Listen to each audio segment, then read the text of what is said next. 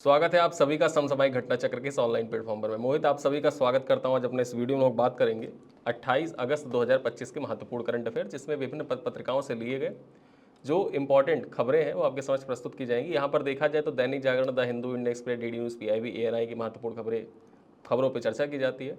और ये video class आपकी आगामी पीसीएस परीक्षा, अन्य एक दिवसीय परीक्षा, bank, SSC, railway, UP PCS, Uttarakhand PCS, Jharkhand PCS, MP PCS, Chhattisgarh PCS, Rajasthan PCS, Bihar PCS, सभी जो पीसीएस परीक्षाएं होती हैं उन सब के लिए इंपॉर्टेंट है।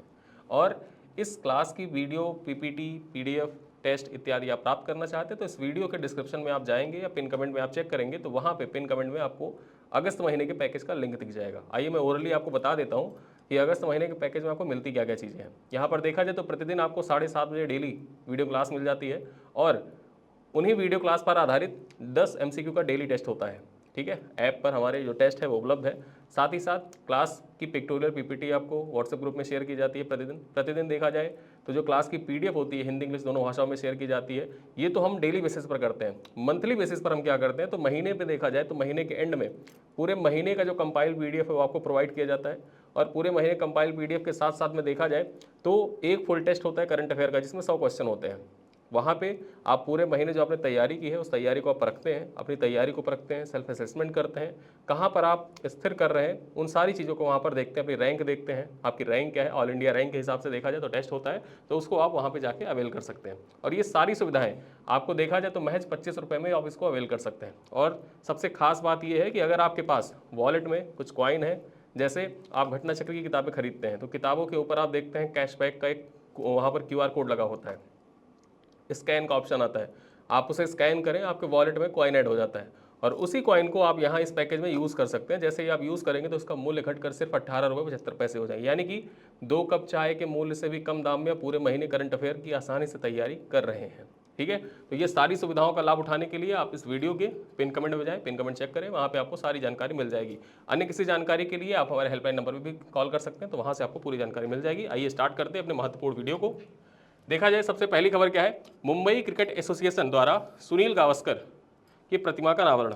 यहाँ पर देखा जाए मुंबई क्रिकेट एसोसिएशन द्वारा सुनील गावस्कर की प्रतिमा का अनावरण किया गया है। ठीक है, चर्चा कर ले यहाँ पर। तो 23 अगस्त 2025 को आयोजित एक समारोह में देखा जाए जो मुंबई क्रिकेट एसोसिएशन है उसके द्वारा जो पूर्व भारतीय कप्तान है सुनील गावस्कर, इनकी प्रतिमा का अनावरण किया गया। ठीक है, और इसी दिन देखा जाए तो शरद पवार, किसके नाम पर, शरद पवार क्रिकेट म्यूजियम का भी उद्घाटन किया गया।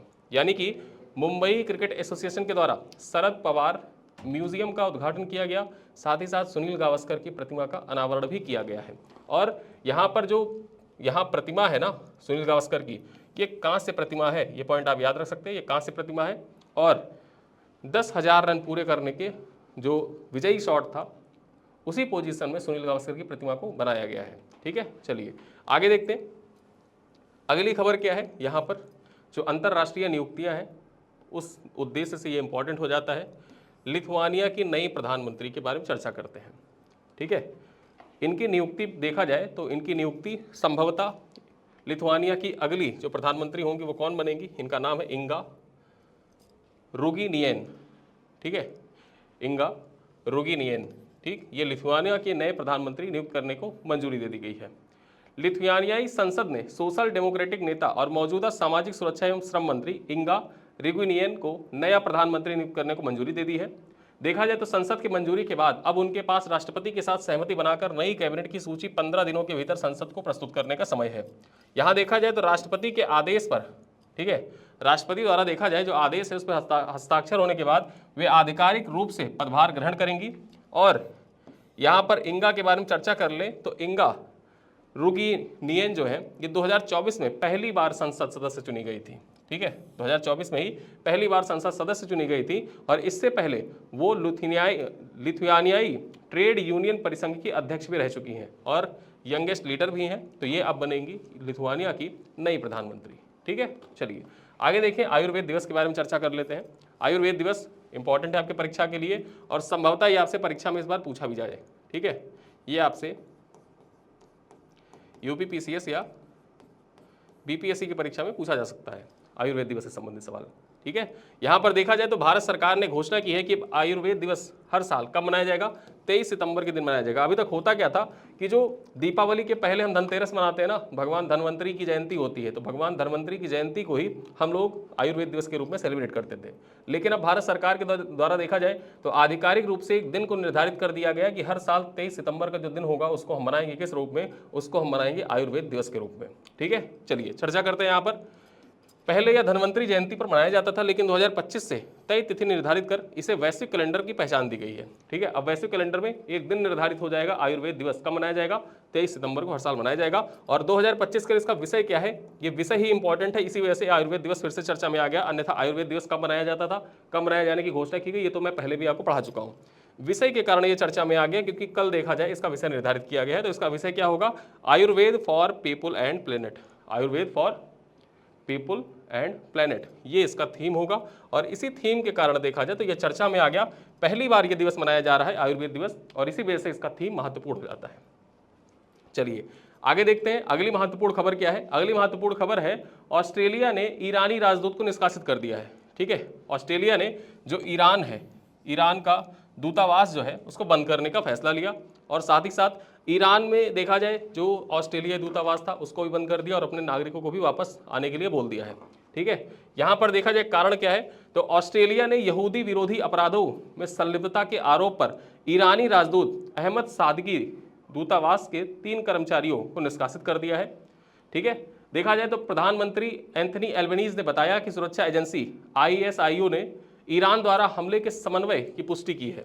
ठीक है, यहाँ पर देखा जाए जो अमेरिकी सुरक्षा एजेंसी है उसका कहना है कि पिछले 2 दशक में ईरान के द्वारा यहूदियों पर बहुत अत्याचार किया जा रहा है, इसी वजह से हम अपना जो दूतावास है उसको बंद करते हैं, और साथ ही साथ जो ईरान के राजदूत नियुक्त हैं ऑस्ट्रेलिया में उनको भी बाहर करते हैं कि आप जाइए, अपने देश जाइए वापस।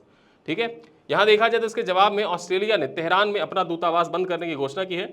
दूतावास बंद करने से पहले सभी कर्मचारियों को सुरक्षित तीसरे देश में भेज दिया गया, मतलब किसी अन्य देश में भेज दिया गया कि पहले आप वहां से निकल जाए। ठीक है, यहाँ देखा जाए साथ ही साथ ऑस्ट्रेलियाई नागरिकों को ईरान की यात्रा करने से बचने और वहां मौजूद लोगों को जल्द से जल्द देश छोड़ने की सलाह भी ऑस्ट्रेलिया के द्वारा दी गई है। ठीक, तो आपकी परीक्षा के लिए इंपॉर्टेंट हो जाता है कि हाल ही में किस देश ने अपने देश में ईरान का दूतावास बंद कर दिया है। ऐसा सवाल परीक्षा में PYQ पहले पूछे जा चुके हैं। ठीक है, जब कोई एक देश दूसरे देश का दूतावास बंद कर देता है या फिर वहाँ का दूतावास अपने देश में बंद कर देता है, तो ऐसे सवाल परीक्षा में पूछे जाते रहे हैं। ठीक, तो ये सवाल आपसे पूछा जा सकता है, याद रखिएगा। चलिए आगे देखते हैं स्विफ्ट कौर सामरा के बारे में। स्विफ्ट कौर सामरा ने एशियाई निशानेबाजी चैंपियनशिप में स्वर्ण पदक जीता। कौन सा पदक जीता है, स्वर्ण पदक जीता है एशियाई निशानेबाजी चैंपियनशिप में। आइए चर्चा कर लेते हैं। भारतीय ओलंपियन स्विफ्ट कौर सामरा ने कजाकिस्तान के श्यामकिंड में आयोजित 16वीं एशियाई निशानेबाजी चैंपियनशिप में स्वर्ण पदक जीता है। ये पॉइंट महत्वपूर्ण है आपके परीक्षा के दृष्टिकोण से। देखा जाए तो भारतीय ओलंपियन है स्विफ्ट कौर सामरा, और इन्होंने कजाकिस्तान की जो श्यामकेंट है उसी श्यामकेंट में आयोजित हो रहा था 16वां एशियाई निशानेबाजी चैंपियनशिप। परीक्षा में तो डायरेक्टली आपसे जो चैंपियनशिप होता है उसके आयोजन के बारे में सवाल पूछे जाते हैं। डायरेक्टली पूछे कि 16वीं एशियाई निशानेबाजी चैंपियनशिप का आयोजन कहाँ पर किया गया, तो इसका आयोजन कहाँ पर हुआ, इसका आयोजन हुआ कहाँ पर, कजाकिस्तान में। कजाकिस्तान में कहाँ पर, तो कजाकिस्तान के श्यामकिंड में इसका आयोजन हुआ था। चलिए देखते हैं, उन्होंने महिला 50 मीटर राइफल 3 पोजीशन स्पर्धा में 459.2 अंक हासिल किया। रजत पदक किसने जीता, तो चीन की है यूजी यांग। ठीक है, यूजी यांग चीन की है, इन्होंने रजत पदक जीता। और साथ ही साथ कांस्य पदक किसने जीता, तो मिसाकी नोबाता ने जीता। ये जापान की है, मिसाकी नोबाता ने कांस्य पदक, और रजत पदक किसने, यूजियांग ने जीता। वहीं पर स्वर्ण पदक किसने जीता, स्वर्ण पदक जीता है स्विफ्ट कौर सामरा ने। आगे चर्चा कर ले भारत की यासी चौकसे, जो यासी चौकसे है ये फाइनल में 402.8 अंकों के साथ 7वें स्थान पर रही। ठीक है, जो फाइनल मुकाबला हुआ उसमें देखा जाए तो 7वें स्थान पर रही थी यासी चौकसे। चलिए आगे देखते हैं, हरित गतिशीलता पहल का उद्घाटन। अब ये हरित गतिशीलता पहल है, इसका उद्घाटन किया गया है। आइए इससे संबंधित जो भी इंपॉर्टेंट पॉइंट्स हैं, फैक्ट्स हैं, आपके परीक्षा के दृष्टिकोण से महत्वपूर्ण बिंदुओं पर चर्चा करते हैं। देखा जाए यहाँ पर तो प्रधानमंत्री नरेंद्र मोदी ने गुजरात के हंसलपुर में हरित गतिशीलता पहल का उद्घाटन किया है, और सुजुकी के पहले मेड इन इंडिया वैश्विक रणनीति बैटरी इलेक्ट्रॉनिक वाहन ई-विटारा, ठीक है, ई-विटारा को भी हरी झंडी दिखाई। ये जो ई-विटारा है इसके बारे में याद रखिएगा कि इसको हरी झंडी प्रधानमंत्री नरेंद्र मोदी के द्वारा कहां पर दिखाई गई, तो गुजरात के हंसलपुर से ही दिखाई गई थी। यहीं से देखा जाए तो हरित गतिशीलता पहल का उद्घाटन किया गया, और सुजुकी के पहले मेड इन इंडिया वैश्विक रणनीतिक बैटरी इलेक्ट्रिक वाहन। आपसे यही पूछ सकता है कि सुजुकी के द्वारा निर्मित, सुजुकी जापानी कंपनी है और इसके द्वारा निर्मित पहली मेड इन इंडिया वैश्विक रणनीतिक बैटरी इलेक्ट्रिक वाहन का नाम क्या है? तो इसका नाम है ई विटारा। ठीक है, चलिए आगे देखते हैं। उन्होंने घोषणा की कि भारत में बने इलेक्ट्रिक वाहन अब 100 देशों में निर्यात किए जाएंगे और हाइब्रिड बैटरी इलेक्ट्रोड विनिर्माण सुविधा भी भारत में शुरू की जाएगी। ठीक है, चलिए आगे देखते हैं। NHAI का प्रोजेक्ट आरोहण, ये प्रोजेक्ट आरोहण जो है इससे संदर्भित जो महत्वपूर्ण पॉइंट है इन पे हम चर्चा करेंगे। उससे पहले यही जाने रहो कि प्रोजेक्ट आरोहण किसका है? ये NHAI का है। ठीक, NHAI का प्रोग्राम है ये। चलिए देखते हैं किस लिए लॉन्च किया गया है। तो NHAI ने टोल प्लाजा कर्मचारियों के बच्चों की शिक्षा के लिए प्रोजेक्ट आरोहण की शुरुआत की है। परीक्षा में पूछे कि NHAI के द्वारा जो प्रोजेक्ट आरोहण है इसकी शुरुआत किस लिए की गई है? तो इसकी शुरुआत जो टोल प्लाजा के कर्मचारी हैं उनके बच्चों के लिए प्रोजेक्ट आरोहण की शुरुआत की गई है। आइए देखते हैं यहाँ पर। कार्यक्रम का शुभारंभ नई दिल्ली स्थित NHAI मुख्यालय में अध्यक्ष संतोष कुमार यादव के द्वारा किया गया है। किसके द्वारा? संतोष कुमार यादव के द्वारा यहाँ पर देखा जाए तो शुभारंभ किया गया इस कार्यक्रम का। यहाँ पर देखें तो पहला वर्टिस इंफ्रास्ट्रक्चर, यह पहल जो है, ये पहल वर्टिस इंफ्रास्ट्रक्चर ट्रस्ट के सहयोग से शुरू की गई है। जो ये प्रोजेक्ट आरोहण पहल है ये किसके द्वारा स्टार्ट किया गया है? तो ये वर्टिस इंफ्रास्ट्रक्चर ट्रस्ट के द्वारा स्टार्ट किया गया है, जो टोल प्लाजा पर कर्मचारी हैं उनके बच्चों को मुफ्त शिक्षा मुहैया कराने के लिए। देखा जाए यहाँ पर तो इसका उद्देश्य क्या है? बच्चों की शैक्षिक आकांक्षाओं को पूरा करना, वित्तीय बाधाओं को दूर करना और आर्थिक विभेदों को पाटना इसका मुख्य उद्देश्य है। लाभार्थी कौन होंगे यहाँ पर? तो आर्थिक रूप से कमजोर वर्ग के छात्र, निम्न आय वाले परिवारों की लड़कियां, पहली पीढ़ी के शिक्षार्थी, अनुसूचित जाति, अनुसूचित जनजाति, अन्य पिछड़ा वर्ग, अल्पसंख्यक समुदाय के छात्र यहाँ पर मुख्य लाभार्थी होंगे। और लक्ष्य क्या है? तो सभी को गुणवत्तापूर्ण शिक्षा और समान पहुंच प्रदान करना। ठीक है, सभी तक गुणवत्तापूर्ण शिक्षा और समान पहुंच प्रदान करने के उद्देश्य से NHAI के द्वारा प्रोजेक्ट आरोहण की शुरुआत की गई है। वर्टिस इंफ्रास्ट्रक्चर ट्रस्ट के सहयोग से ये पहल शुरू किया गया है। चलिए आगे देखते हैं। केंद्रीय वित्त मंत्रालय ने UPS से NPS में एक मुश्त, ठीक है, सुविधा शुरू की है। एक मुश्त सुविधा स्टार्ट की है UPS से NPS में स्विच करने के लिए। ठीक, चलिए चर्चा करते हैं यहाँ पर। तो केंद्रीय वित्त मंत्रालय ने नई एकीकृत पेंशन योजना से राष्ट्रीय पेंशन योजना जो NPS है इसमें वन वे स्विच सुविधा शुरू की है। यह विकल्प सेवानिवृत्ति से 1 वर्ष पहले और स्वैच्छिक सेवानिवृत्ति से 3 महीने पहले तक उपलब्ध होगा। ठीक है, जो ये स्विच करने का ऑप्शन है, ये स्विच करने का ऑप्शन किस प्रकार है? अगर कोई व्यक्ति रिटायर होने वाला है तो उससे 1 साल पहले स्विच कर सकता है, अन्यथा अगर देखा जाए वो स्वैच्छिक जो सेवानिवृत्ति होती है, ठीक है, वो रिटायर होना चाहता है अपने टाइम, जो निश्चित टाइम पीरियड उससे पहले रिटायर होना चाहता है तो 3 महीने पहले वो स्विच कर सकता है। ठीक, यहाँ पर देखा जाए बर्खास्तगी, निष्कासन और अनुशासनात्मक कार्रवाई झेल रहे कर्मचारी इसके पात्र नहीं होंगे। एक बार स्विच करने के बाद UPS की निश्चित भुगतान लाभ नहीं मिलेगा। एक बार अगर जो आप स्विच कर लेते हैं तो वापस से आप चाहे कि UPS का जो निश्चित भुगतान लाभ है वो मिलता रहे तो वो नहीं मिलेगा। यहाँ पर देखा जाए सरकार ने 4% अतिरिक्त अंशदान कर्मचारियों के NPS कोष की निकासी के समय जोड़ा जाएगा। इस कदम का उद्देश्य पेंशन लाभों को सुव्यवस्थित करना और NPS को दीर्घकालिक सेवानिवृत्ति समाधान के रूप में मजबूत बनाना है। 1 अप्रैल 2025 से UPS को केंद्र सरकार के कर्मचारियों के लिए NPS के अंतर्गत एक विकल्प के रूप में बनाया गया है। ठीक है, तो 1 अप्रैल 2025 से जो ये NPS है वो लागू हो गया है। चलिए आगे देखें, यहाँ पर देखें 1 अप्रैल 2025 से UPS जो है ये लागू हो गया है। चलिए आगे देखें, अगली खबर क्या है? पाली अध्ययन के भविष्य पर पहला अंतर्राष्ट्रीय सम्मेलन।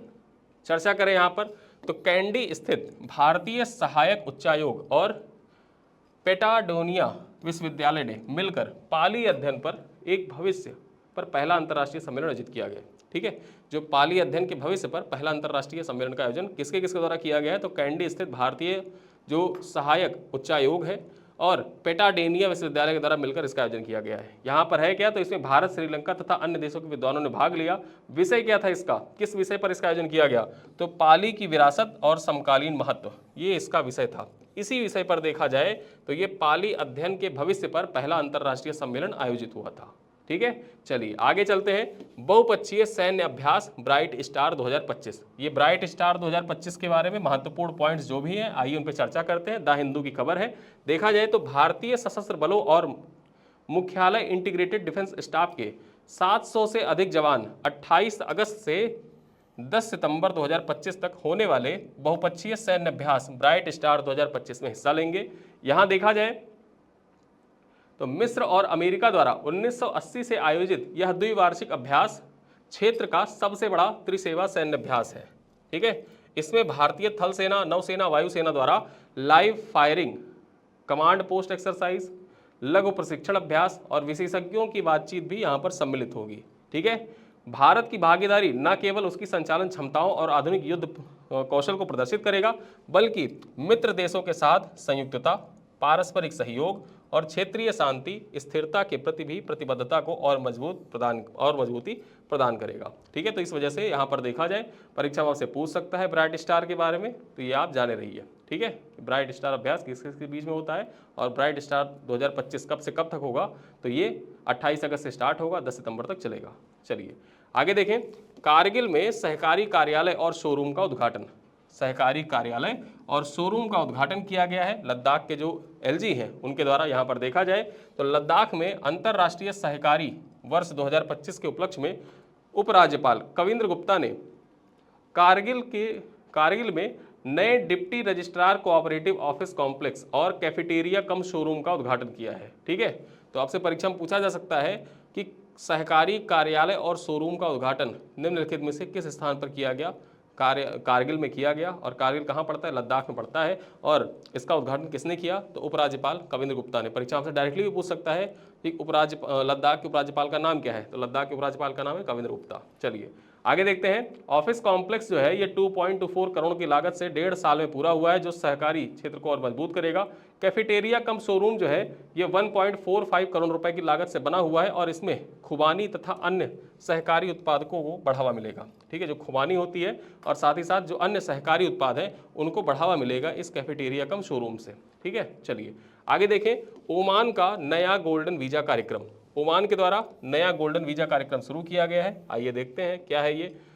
ओमान द्वारा देखा जाए तो 31 अगस्त से नया गोल्डन वीजा कार्यक्रम शुरू करेगा। ओमान जो है ये 31 अगस्त से नया गोल्डन वीजा कार्यक्रम स्टार्ट करने जा रहा है, जिसका उद्देश्य क्या है, तो इसका उद्देश्य है अर्थव्यवस्था में विविधता लाना और तेल राजस्व पर निर्भरता को कम करना। अभी देखा जाए तो ओमान की जो निर्भरता है वो तेल पर ज़्यादा है।